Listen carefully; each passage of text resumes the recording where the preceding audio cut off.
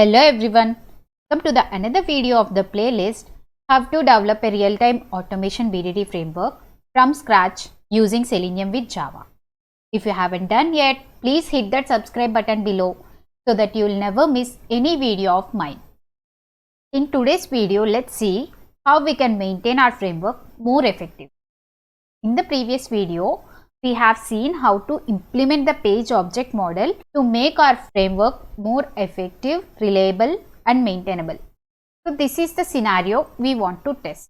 And when we go to the respective step definition file, we can see that instead of implementing all the code logic in the step definition file, we have created a method in our homepage.java class, and in that method we have added the logic of performing the respective action. But let's say if we want to make this code more reliable and readable, so what we can do is maintain all the Selenium related functions in one particular file. So let's name the file as keywords.java class, and in that particular class we can create all the actions we want to perform in Selenium. So that class will in specific have methods which are related to the Selenium actions, whether it is clicking on a link or sending the text to the input or getting the text from the element. So all of these methods we can maintain in a one specific file, and we can import those methods in the framework wherever we want to use the Selenium action. First, let's go to src main java. So this file is kind of util files for us because we are trying to declare all the methods and we are going to utilize those methods whenever we need. So we are going to create that file under our utils package. So let's go to utils package and create a new class.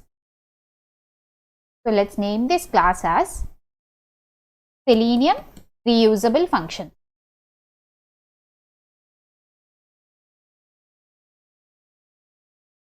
And click on finish.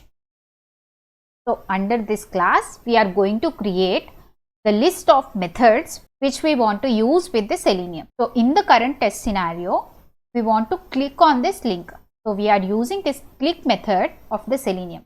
So this same click method we can create it under this Selenium reusable functions, and then we can call it in our homepage.java class. So let's go to Selenium reusable functions and let me create a method. And let's name it as click. So in this click function, I want to pass the parameter as the web element which I want to click. So here we are trying to click on this chapter 1 link. Let's pass this web element locator as the parameter here. Let's pass the parameter as by the web element. Let's import the by in Selenium, and under this method the action we want to perform is from the driver we find the web element and then click on that web element. The driver dot find element. So let's import the driver first. So driver is under our global variables.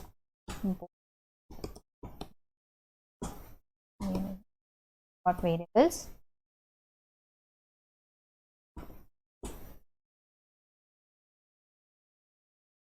So we can see the driver, and under the driver we are going to find the element, and it is going to find the element by this web element which we are passing as the parameter.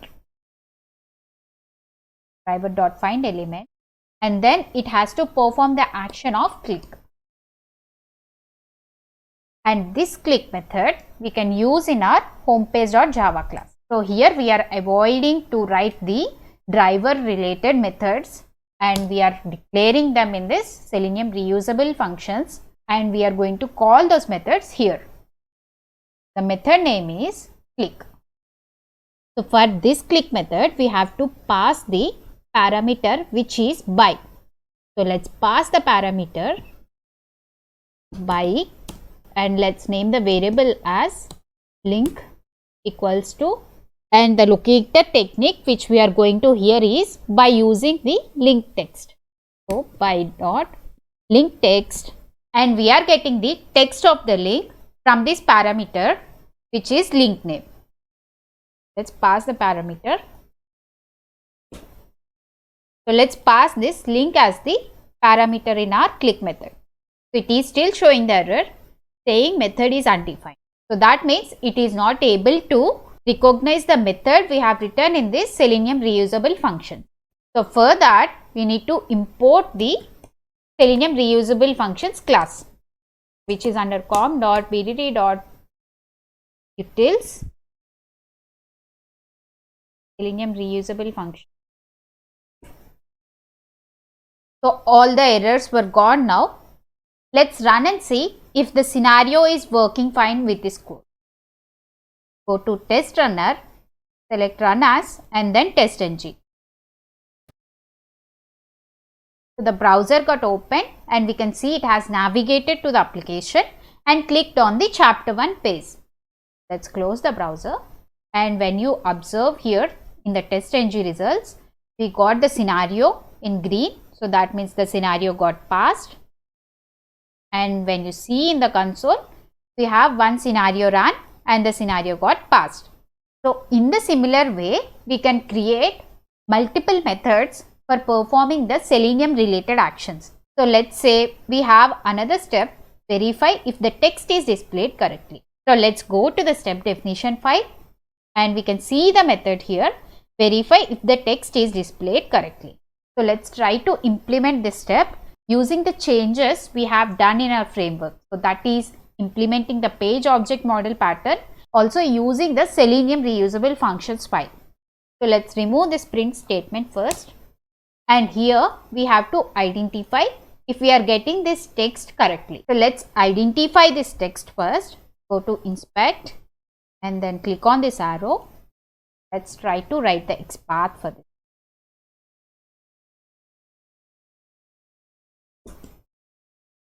It is under the dev tag. The class name of the tag is main heading.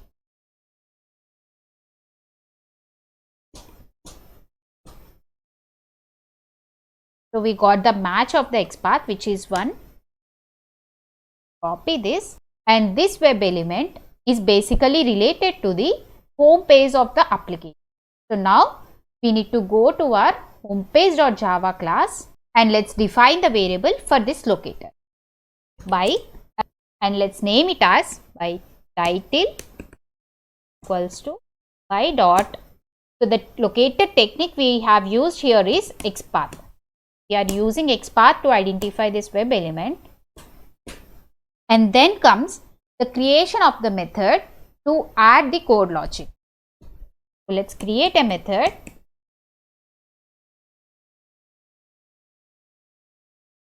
Verify title, and under this method what we want to do is get the text of this web element and verify if it is equal to the expected value. Here we need to get the text of this web element. So that is related to the Selenium function. So let's go to our Selenium reusable functions file, and under this let's create a new method to get the text of any web element. So let's name it as get text. It is going to take the parameter as by, and let's, and under this method we want to get the text of that particular web element, and instead of returning nothing, let's return that text. It is going to be a string, and let's get the text first. String text is equals to C driver dot find element. We are going to find it using the web element, and for getting the text in Selenium we have a method called getText. This method will return the text of that particular web element. So we are going to get the text of that element using this line, and we are going to store that value in this text variable, and let's return this text variable. So we have successfully implemented the code logic to return the text for any of the web elements. So in future, let's say if we want to validate not the home page.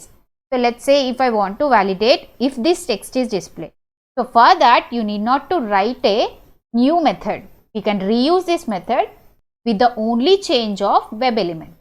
So we can pass this web element and this method will return us the text.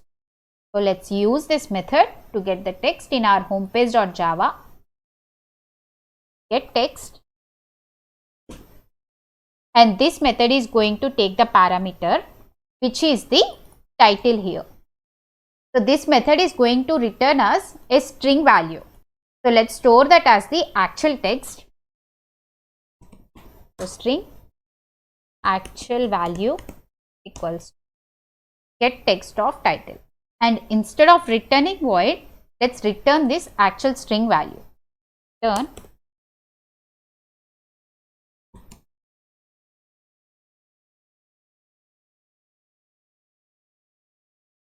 let's change the return type to string. Now we can call this method in our step definition file. So let's go to the step definition file. Call this method. So this is going to return us the actual value. So let's name it as actual value equals to. And now we want to verify that with the expected text. So let's declare the expected text as expected value equals to. So let's say the value is the same. So we are expecting it as to return Selenium Beginner's Guide. So we have the actual value which is coming from the application and then we have the expected value. So let's assert that if both the values are equal. Assert dot equals. We are going to select this one. Release.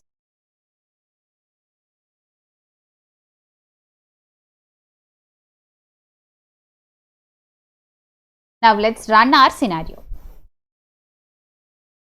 Run as and test ng.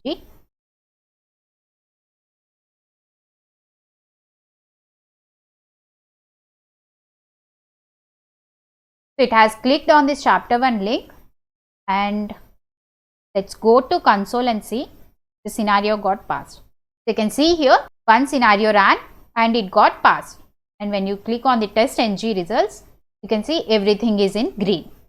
So this is the way of creating the scenarios and maintaining the code more effectively in our frameworks. So that is by using the page object model and storing all the locators at one place and creating the methods for the logic we want to perform under this home page instead of writing them in the step definition file, and also creating the separate methods which are related to the Selenium in this Selenium reusable functions. So in this way, the code is more readable for us and we can maintain that easily in our framework. So that's it for this video, guys. Thanks for watching the video. Hope you learned something new today. Please do like, share and subscribe the channel.